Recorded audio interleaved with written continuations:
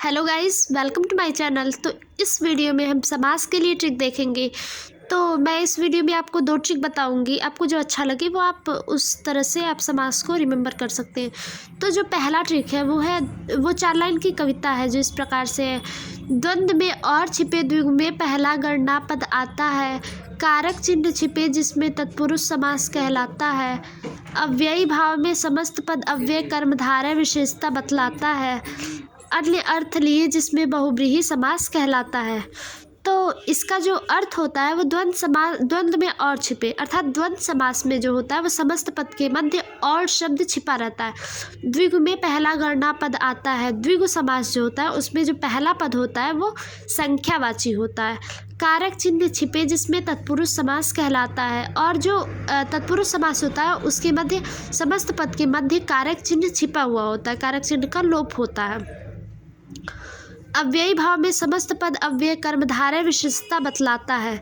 अव्ययी भाव समास में जो होता है वो समस्त पद जो होता है वो अव्यय की भांति व्यवहार करता है, और कर्मधारय समास जो होता है उसमें पूर्व पद और उत्तर पद दोनों भी विशेषण और विशेष्य का संबंध होता है। अन्य अर्थ लिए जिसमें बहुव्रीहि समास कहलाता है, और बहुव्रीहि समास जो होता है उसमें न तो पूर्व पद प्रधान होता है और न ही उत्तर पद प्रधान होता है। यहाँ पर कोई किसी अन्य की तरफ संकेत किया जाता है। तो इसकी हिंदी में फाइनली पढ़ देती हूँ एक बार। द्वंद्व समास में समस्त पद के मध्य और शब्द छिपा हुआ होता है। द्विगु समास में पहला पद संख्यावाची होता है।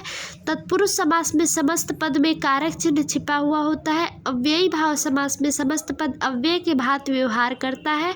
कर्मधारय समास के समस्त पद में विशेषण विशेष्य का संबंध होता है, अर्थात कोई एक पद दूसरे पद की विशेषता बतलाता है, या कभी कभी दोनों पद विशेषता बताते हैं। बहुव्रीहि समास में समस्त पद किसी अन्य पद की विशेषता बताता है, अर्थात यहाँ से अन्य अर्थ लेना पड़ता है। तो वो पहली ट्रिक थी। अब ये दूसरी ट्रिक कुछ इस प्रकार से है। तो सबसे पहले आपको ये फ्लो डायग्राम जो है समास को याद करने की, वो आपको अपने माइंड में बसाना है, मतलब माइंड में फिट करना है। तो वो आप इस ट्रिक से याद कर सकते हैं। अरे अव्यय तुम कारक के लिए दवा और बनाए। क्या है ट्रिक? अरे अव्यय तुम कारक के लिए दवा और बनाए। तो यहाँ पे अरे जो है वो अव्ययी भाव, अरे का मतलब अव्ययी भाव, और अरे के बाद अव्ययी भाव में समस्त पद जो होता है वो अव्यय की भांति व्यवहार करता है। तुम से यहाँ पे तत्पुरुष समास है कारक के लिए, तो तत्पुरुष समास में जो होता है वो कारक चिन्ह का लोप होता है।